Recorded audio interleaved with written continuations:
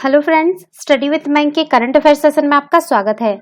ये current affair SSC, banking, railway, state PCS, CDS, CAPF, NDA और other competitive exam आदि में सहायक होंगे। आज की डेट है 8 अक्टूबर 2020। तो चलिए आज का करंट अफेयर शुरू करते हैं। आज का पहला प्रश्न है, इस वर्ष विश्व पर्यावरण दिवस कब मनाया गया है? ऑप्शन ए 5 अक्टूबर, ऑप्शन बी 10 दिसंबर, ऑप्शन सी 8 मार्च, ऑप्शन डी 5 अगस्त। देखिए, प्रत्येक वर्ष अक्टूबर मंथ के जो फर्स्ट मंडे होगा, ठीक है, फर्स्ट मंडे को अक्टूबर माह के प्रथम सोमवार को वर्ल्ड हैबिटेट डे अर्थात विश्व पर्यावरण दिवस मनाते हैं। विश्व पर्यावरण दिवस को मूल अधिकारों जैसे कि आश्रय, भोजन इत्यादि के बारे में जागरूकता बढ़ाने के उद्देश्य से मनाया जाता है। विश्व पर्यावरण दिवस सर्वप्रथम वर्ष 1985 में संयुक्त राष्ट्र महासभा द्वारा एक संकल्प के माध्यम से घोषित किया गया था। इस दिन संयुक्त राष्ट्र बेहतर आवासीय स्वास्थ्य से जुड़ी घटनाओं, गतिविधियों, विकास की योजनाओं और इसे प्राप्त करने के समाधान के बारे में चर्चा करता है। प्रत्येक वर्ष इसे अलग थीम पर मनाया जाता है, जो बेघरों के लिए आश्रय, सुरक्षित शहर, स्लम क्षेत्रों का विकास, शहरी शासन में महिलाओं का योगदान जैसे विषयों से जुड़ी होती है। सभी के लिए आवास, एक बेहतर शहरी भविष्य नामक थीम के साथ इस वर्ष विश्व पर्यावरण दिवस मनाया गया। तो इसका सही आंसर है ऑप्शन ए 5 अक्टूबर। चलिए नेक्स्ट क्वेश्चन पे चलते हैं। हाल ही में चीन के नापाक मंसूबे नाकाम करते शहीद हुए 20 सैनिकों की याद में सेना ने पूर्वी लद्दाख में वास्तविक नियंत्रण रेखा पर स्थित कौन सी घाटी में स्मारक का निर्माण किया है? ऑप्शन ए मस्कोह घाटी, ऑप्शन बी जास्कर घाटी, ऑप्शन सी गलवान घाटी, ऑप्शन डी नुब्रा घाटी। देखिए, पूर्वी लद्दाख में वास्तविक नियंत्रण रेखा यानी एलएसी पर स्थित गलवान घाटी में चीन के नापाक मंसूबे नाकाम बनाते शहीद हुए अपने 20 सैनिकों की याद में सेना ने स्मारक का निर्माण किया है। पूर्वी लद्दाख में पोस्ट 120 पर बनाए गए इस स्मारक में ऑपरेशन स्नो लेपर्ड में शामिल वीरों के नाम वो इनकी वीर गाथा का उल्लेख है। ये स्मारक वीरों की याद ताजा करने के साथ सेना के जवानों को प्रेरणा भी दे रहा है। ऑपरेशन स्नो लेपर्ड गलवान में घुसे चीनी सैनिकों को खदेड़ने के लिए चलाया गया था। इस ऑपरेशन के दौरान भारतीय जवानों की चीनी सैनिकों के साथ हाथों हाथ की लड़ाई हुई थी। चीन में भी कई सैनिक मारे गए थे, लेकिन आज तक चीन ने उनकी सही संख्या की पुष्टि नहीं की। अलबत्ता अमेरिका की खुफिया एजेंसी की रिपोर्ट के मुताबिक चीन के 35 सैनिक मारे गए थे। रक्षा मंत्रालय के अधिकारियों ने बताया कि इस स्मारक बीते सप्ताह ही तैयार किया गया है। पोस्ट 120 सियोक दौलत बेग ओल्डी मार्ग पर है। गलवान में शहीद सभी 20 जवानों के नाम यूनिट स्तरीय स्मारक पर अंकित है।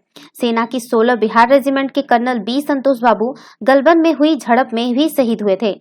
इस घटना के बाद भारत चीन के बीच सैन्य तनाव अपने चरम पर पहुंच गया था। भारत ने चीन की हरकत को अत्यंत उकसाने वाली एक सुनियोजित कार्रवाई करार दिया है। आपको पता होगा कि ये जो गलवान घाटी का जो हुआ था, ये 15 जून 2020 को झड़प हुआ था, ठीक है, ध्यान रखिएगा। तो ये सही आंसर होगा ऑप्शन सी गलवान घाटी। चलिए नेक्स्ट क्वेश्चन पे चलते हैं। एनसीआरबी द्वारा प्रकाशित क्राइम इन इंडिया 2019 में देश का कौन सा राज्य महिला संबंधी अपराधों के दोषियों को सजा दिलाने में अव्वल रहा? Option A Uttarakhand, option B Uttar Pradesh, option C Jammu Kashmir, option D Karnataka. देखिए, हाथरस कांड को लेकर जब सूबे की कानून व्यवस्था को लेकर सियासत गरमाई है, तब एनसीआरबी यानी राष्ट्रीय अपराध अभिलेख ब्यूरो की वर्ष 2019 की रिपोर्ट यूपी पुलिस को राहत देने वाली है। खासकर महिला अपराध के मामलों में आरोपित के विरुद्ध कार्रवाई में यूपी अन्य राज्यों की तुलना में शीर्ष पर है। एनसीआरबी द्वारा प्रकाशित क्राइम इन इंडिया 2019 में देश में 29 राज्यों व 7 केंद्र शासित प्रदेशों में दर्ज अपराधों का विश्लेषण किया गया है।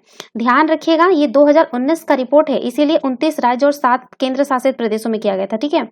तो वर्ष 2019 में देश में आईपीसी की धाराओं के तहत 32.25 लाख से अधिक मुकदमे पंजीकृत हुए थे, जिनमें यूपी के ही, अगर सिर्फ यूपी का बात करें तो 3.53 लाख अपराध हुए हैं। यह देश में पंजीकृत देश ऐसे मुकदमों का 10.9% है। महिला संबंधी अपराधों में यूपी ने 15,579 अपराधों को सजा दिलाने में कामयाबी हासिल की है, जो देश में सबसे ज्यादा है। यूपी का आरोपितों का सजा दिलाने का प्रतिशत सबसे अधिक, यानी जो प्रतिशत है इनका 55.2% है। ये तो टोटल थे। अब उसमें से इसमें जो 8,590 मामलों के दोषी को सजा दिलाई गई है, जबकि दूसरे नंबर पर राजस्थान है जो 5,625 मामले। फिर आपका एमपी का बात करते हैं, 4,191 मामलों के आरोपितों को सजा दिलाई गई है। 18 वर्ष से कम आयु की किशोरियों के साथ दुष्कर्म की सबसे अधिक 1314 घटनाएं हैं। 1314 घटनाएं राजस्थान में हुआ है, आरजे लिख दे रहे हैं। 1271 घटनाएं आपका केरल कर दे रहे हैं, और 561 जो है आपका आंध्र प्रदेश में। ये ध्यान रखिएगा, ये 18 वर्ष से जो कम आयु की बच्चियां हैं उनके साथ ये घटनाएं हुई है। महिला अपराध की घटनाएं राजस्थान, चंडीगढ़, दिल्ली, केरल, हरियाणा, झारखंड समेत अन्य राज्यों में यूपी से कहीं अधिक हैं। यूपी में दुष्कर्म के करीब 3,065 केस दर्ज हुए। इस मामले में उसका देश में 26वां स्थान है, जबकि राजस्थान में दुष्कर्म के सबसे अधिक यानी 5,997 केस दर्ज हुए हैं। एडीजी का कहना है कि पिछले वर्ष प्रदेश में हत्या की 3,806, डकैती के 124, हत्या के प्रयास की 4,596, वो लूट के 2,241 घटनाएं हुई। इन सभी के अन्य राज्यों की तुलना में प्रदेश में गिरावट दर्ज की गई है। खासकर हिंसात्मक अपराधों में यूपी का क्राइम रेट 26.6% है और उसका देश में 15वां स्थान है। तो अगर बात करेंगे तो ये कुल मिलाकर ये है कि ये जो है ये उत्तर प्रदेश के इर्द गिर्द ये क्वेश्चन घूमता है, तो ये यूपीपीएससी के लिए ज्यादा इंपॉर्टेंट रखता है। ठीक है, तो ये क्वेश्चन ध्यान रखिएगा। तो इसका सही आंसर होगा ऑप्शन बी, उत्तर प्रदेश। चलिए नेक्स्ट क्वेश्चन पे चलते हैं। हाल ही में पड़ोसी देश चीन के साथ सीमा पर तनाव के बीच भारत ने उड़ीसा के बालेश्वर जिला अंतर्गत चांदीपुर स्थित अब्दुल कलाम द्वीप LC-4 से भारत के कौन से मिसाइल का सफल प्रक्षेपण किया? ऑप्शन ए प्रहार मिसाइल, ऑप्शन बी निर्भय मिसाइल, ऑप्शन सी शौर्य मिसाइल, ऑप्शन डी धनुष मिसाइल। देखिए, पड़ोसी देश चीन के साथ सीमा पर तनाव के बीच भारत अपनी ताकत की ओर मजबूत करने लगा है। इसी के तहत उड़ीसा के बालेश्वर जिला अंतर्गत चांदीपुर स्थित अब्दुल कलाम द्वीप LC-4 से भारत ने शौर्य नामक मिसाइल का सफल प्रक्षेपण किया। यह मिसाइल अपेक्षाकृत हल्की और आसानी से ऑपरेट की जा सकती है। जमीन से जमीन की बात करें तो ये 800 किलोमीटर दूर तक किसी भी लक्ष्य को मार गिराने में पूरी तरह से सक्षम यह मिसाइल काफी ताकतवर मानी जा रही है। बताते चले कि यह मिसाइल पनडुब्बी से लॉन्च किया जाने वाली बैलिस्टिक मिसाइल का जमीनी रूप है। 2 स्टेज रॉकेट वाली यह मिसाइल 40 किलोमीटर की ऊंचाई तक पहुंचने से पहले आवाज की 6 गुना रफ्तार से चलती है। इसके बाद यह टारगेट की ओर लगातार बढ़ती चली जाती है। सॉलिड फ्यूल से चलने वाली यह मिसाइल क्रूज मिसाइल की तरह खुद को टारगेट तक गाइड कर सकती है। मिसाइल की रफ्तार इतनी तेज है कि सीमा पर बैठे दुश्मन के रडार को इसे ट्रैक करने और इंटरसेप्ट करने के लिए 400 सेकंड से भी कम वक्त मिलेगा। इस मिसाइल को कंपोजिट कैनिस्टर में स्टोर किया गया है, यानी आसानी से छिपाया जा सकता है। शौर्य मिसाइल के परीक्षण के दौरान रक्षा अनुसंधान एवं विकास संगठन और अंतरिम परीक्षण परिषद से जुड़े वरिष्ठ अधिकारी वैज्ञानिक उपस्थित थे। ध्यान रखिएगा, ये जो शौर्य है ये DRDO द्वारा विकसित है। ठीक है, DRDO द्वारा विकसित है। तो इसका सही आंसर होगा ऑप्शन सी, शौर्य मिसाइल। चलिए नेक्स्ट क्वेश्चन पे चलते हैं। पशुओं के अधिकारों और उनके कल्याण आदि से संबंधित विभिन्न कारणों की समीक्षा करने के लिए अंतर्राष्ट्रीय पशु दिवस कब मनाया जाता है? ऑप्शन ए 4 अक्टूबर, ऑप्शन बी 5 जून, ऑप्शन सी 7 अप्रैल, ऑप्शन डी 2 फरवरी। देखिए, अंतर्राष्ट्रीय पशु दिवस 4 अक्टूबर को दुनिया भर में मनाया जाता है। इस दिन पशुओं के अधिकारों और उनके कल्याण आदि से संबंधित विभिन्न कारणों की समीक्षा की जाती है।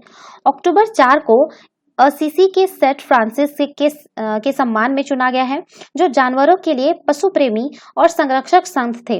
अंतर्राष्ट्रीय पशु चिकित्सक इस अवसर पर जनता को एक चर्चा में शामिल करने के अवसर प्रदान करता है और जानवरों के प्रति क्रूरता, पशु अधिकारों के उल्लंघन आदि जैसे विभिन्न मुद्दों पर जागरूकता पैदा करता है। पशु अधिकार संगठनों, व्यक्तियों और सामुदायिक समूहों ने इस दिन पर दुनिया भर के विभिन्न कार्यक्रमों का आयोजन किया है।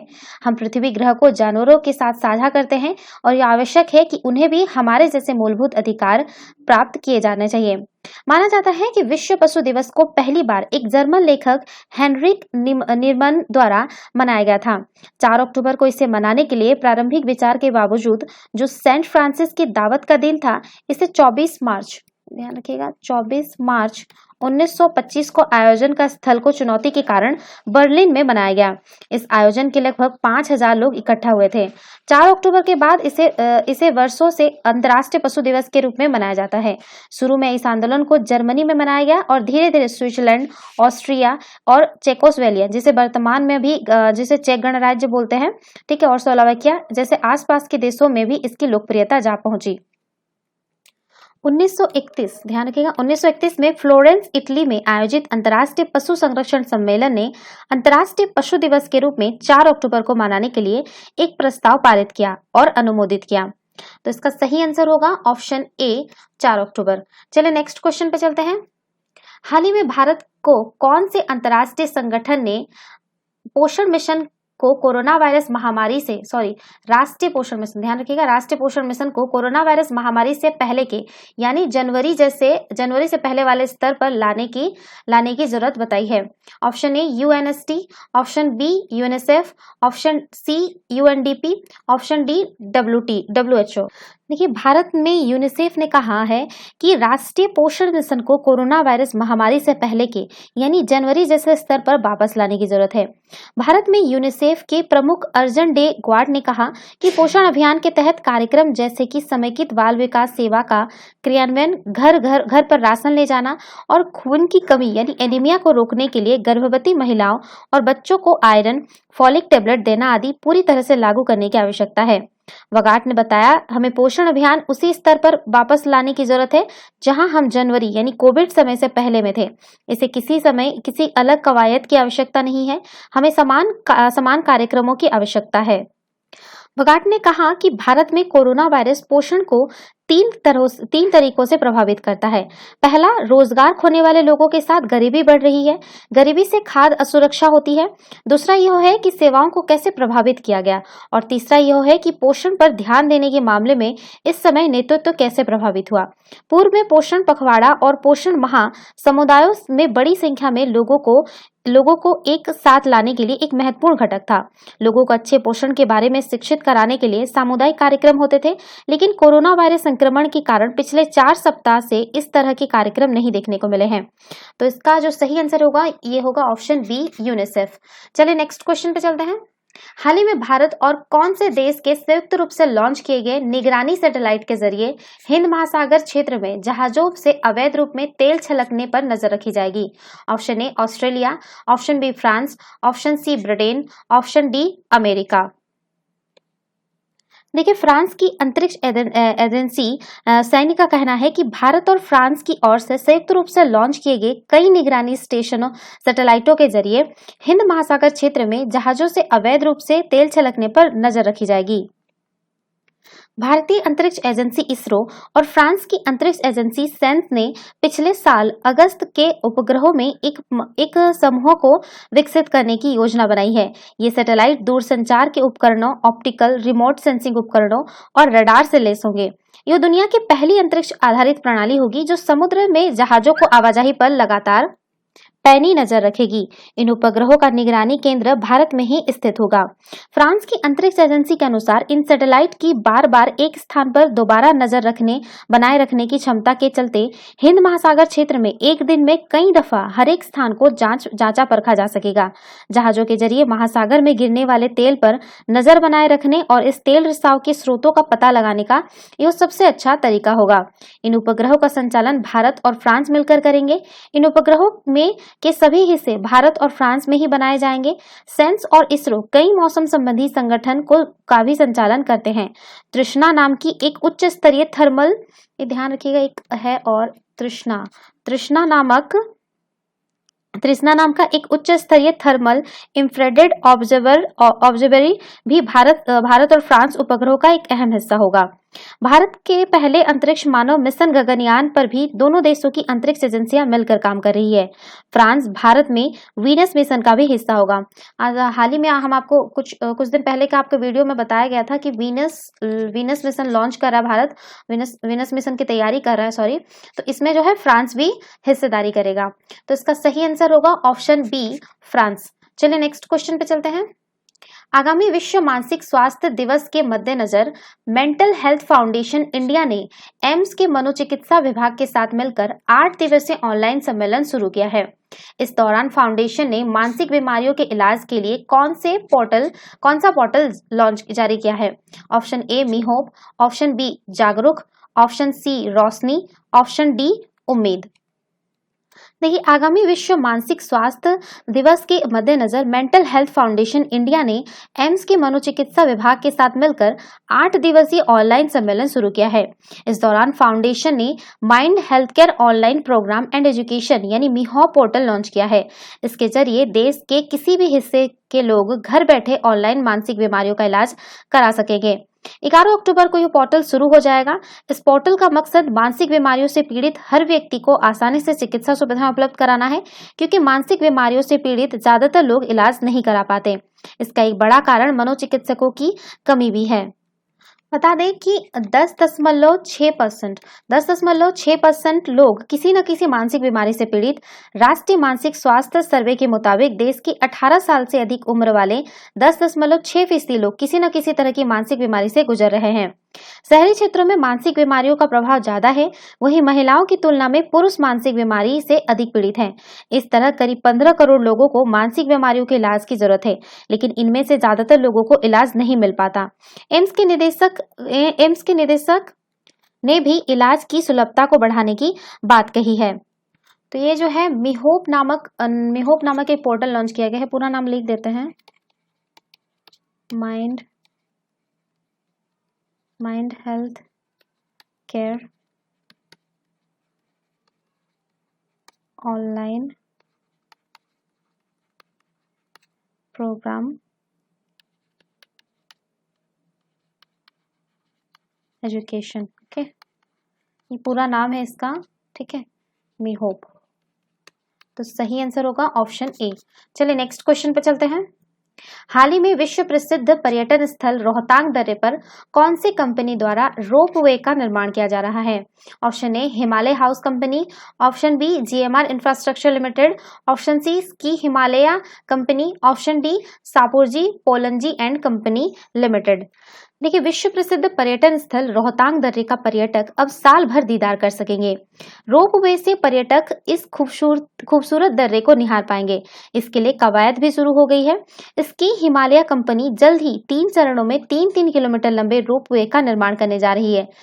प्रदेश सरकार ने कि इस महत्वाकांक्षी 9 किलोमीटर लंबे रोपवे निर्माण के लिए लगभग तमाम औपचारिकताएं पूरी हो चुकी हैं।